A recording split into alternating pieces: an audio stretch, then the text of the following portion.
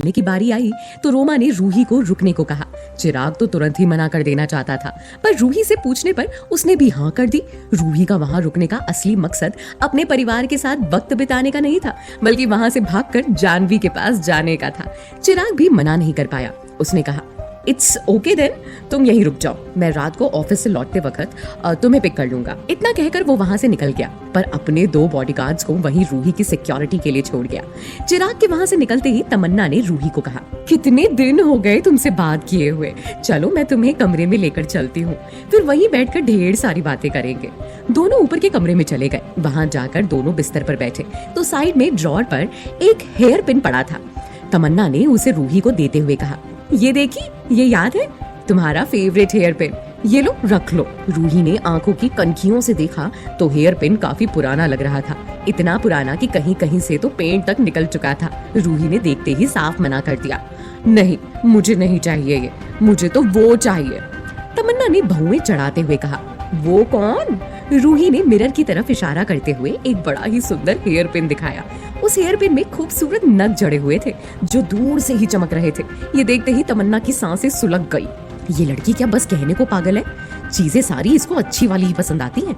पिछली बार मेरा ब्रेसलेट लेके चली गई और इस बार मेरा ये हेयर पिन चाहिए। नो वे, मैं अपना इतना महंगा हेयर पिन तो बिल्कुल नहीं दे रही। उसने रूही को कहा, वो तो मेरा नहीं है, मेरी फ्रेंड का है, मैं नहीं दे सकती तुम्हें। तमन्ना का इतना कहना नहीं था कि रूही ने चिल्लाना शुरू कर दिया। उसने इतना तेज गला फाड़ा कि नीचे बैठे माथुर साहब के कान फट गए। वो सीधा धड़धड़ाते हुए ऊपर पहुंच गए और तमन्ना को फटकार लगा दी। तमन्ना, तुमने फिर से वही करना शुरू कर दिया। कितनी बार कहा है मैंने तुम्हें कि रूही को तंग मत किया करो, थोड़ी देर के लिए तो आइए। तमन्ना ने चिड़चिड़ाते हुए कहा, डैड मैंने कुछ नहीं किया है, ये वो पिन मांग रही थी तो मैंने बस मना किया है और कुछ नहीं। तो मना करने की क्या जरूरत थी बेटा, दे दो ना, एक हेयर पिन ही तो है, क्या हो जाएगा। तमन्ना माथुर साहब के पास जाकर दबी आवाज में बोली, डैड 20,000 का हेयर पिन है ये और आप कह रहे हैं हेयर पिन ही तो है। नहीं, मैं नहीं दे रही। हेयर पिन का दाम सुनकर तो माथुर साहब ने अपनी जुबान पीछे ही रोक ली। आखिर वो पहले ही इतने कर्जे में थे और अब ऊपर से इतनी महंगी महंगी चीजें दान करने लगते तो क्या पता उनके खाने के ही लाले ना पड़ जाए। इसीलिए उन्होंने कहा, रूही बेटा कुछ और देख लो, वो तमन्ना का नहीं है, वरना तो वो तुम्हें दे देती, चलो कुछ और ले लो बेटा। मगर रूही अपनी बड़ी बड़ी रुआसी आंखों से माथुर साहब को एक टक से देखने लगी। रूही का ऐसा मासूम चेहरा देखकर अब तो माथुर साहब का दिल भी मोम होने लगा था। वो अब और मना नहीं कर सकते थे, इसीलिए उन्होंने बोला, रूही चलो तमन्ना के कमरे में चले और जो तुम्हें अच्छा लगे वो ले लो, कोई तुम्हें नहीं रोकेगा। अपने डैड के मुंह से ये सब सुनकर तमन्ना का सीना सुलग रहा था, मगर वो कर भी क्या सकती थी। वो कुछ बोलकर अपने डैड से लेक्चर नहीं सुनना चाहती थी, इसीलिए इस पर चुप ही रही। तीनों तमन्ना के कमरे में आ गए, जो कि कभी रूही का कमरा हुआ करता था।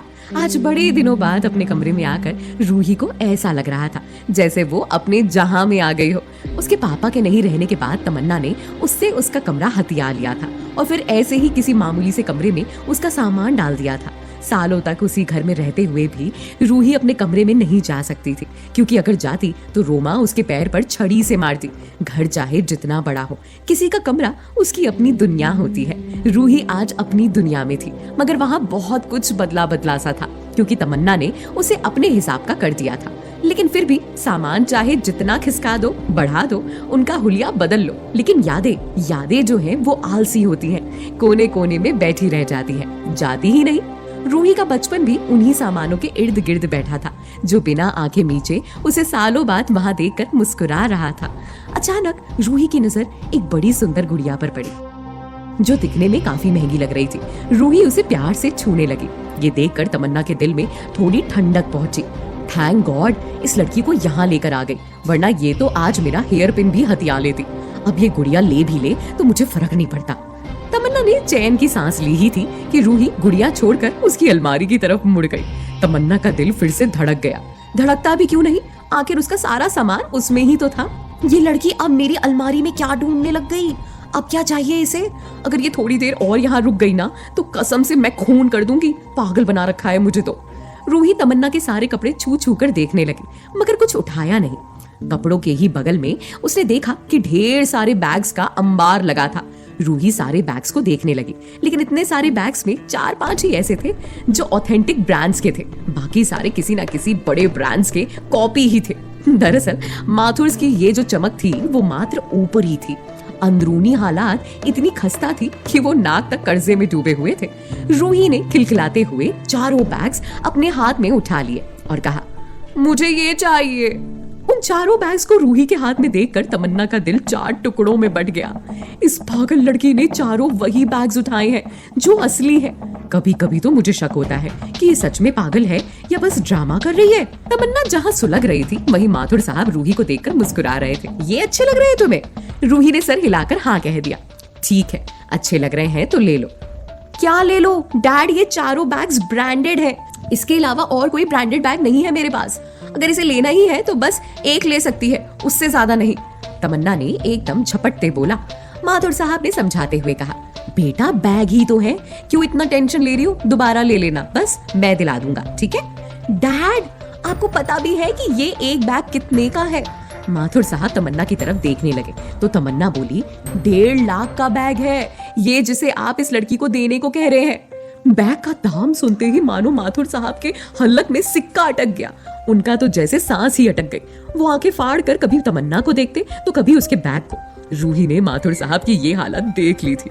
उसे पता था कि उसके अंकल अभी मुसीबत में है, इसीलिए उसने वो चारों बैग वापस रख दिए। ये देखकर माथुर साहब का कलेजा पसीज गया। उन्होंने तुरंत रूही से पूछा, क्या हुआ बेटा, तुमने ये सब रख क्यों दिया? रूही ने उदास चेहरे के साथ कहा, मुझे नहीं चाहिए। ठीक है, फिर नहीं चाहिए तो अच्छी बात है, ये वैसे भी तुम्हारे किसी काम के तो है नहीं। चलो तुम नीचे चलो, तमन्ना ने उसका हाथ खींचते हुए कहा। माथुर साहब ये देखकर एकदम भड़क गए। उन्होंने तमन्ना को गुस्से में कहा, तमन्ना छोड़ो उसका हाथ। तमन्ना ने डर के मारे तुरंत उसका हाथ छोड़ दिया। माथुर साहब ने सख्त आवाज में फिर बोला, तमन्ना ये सारे बैग्स रूही को दे दो, जब तुम्हें जरूरत होगी तो मैं तुम्हें दिला दूंगा, लेकिन अभी ये बैग्स रूही यहाँ से लेकर जाएगी। अब माथुर साहब की इतनी सख्ती के बाद तमन्ना की एक नहीं चल सकती थी। हालांकि रूही ने मना भी किया, मगर माथुर साहब का अचानक से पिता प्रेम जाग गया था और उन्होंने सारे बैग्स रूही के हाथ में थमा दिए। रूही की खुशी का कोई ठिकाना नहीं था, लेकिन उसे अचानक ध्यान आया कि इन सब बातों में वो ये बात तो भूल ही गई थी कि आज उसे जानवी की माँ से मिलना था। मगर वो ये सब बैग्स का तामझाम लेकर आखिर निकलती कैसे? इसीलिए उसने बाथरूम जाने का बहाना बनाया और एक स्टोर रूम में जाकर ये सारे बैग्स छिपा दिए। किस्मत से तब तक मेड ने सबके लिए कुछ स्नैक्स भी तैयार कर लिया था। तमन्ना की सारी एनर्जी तो रूही के पीछे घूमते घूमते खत्म हो चुकी थी, इसलिए वो एकदम से खाने पर टूट पड़ी। माथुर साहब और रोमा भी नीचे डाइनिंग पर ही बैठकर फ्रेंच फ्राइज के मजे लेने लगे। दोनों बॉडीगार्ड सुबह से पीछे हाथ मोड़े तन खड़े थे, तो मेड ने उन्हें भी प्लेट में नाश्ता पकड़ा ही दिया था।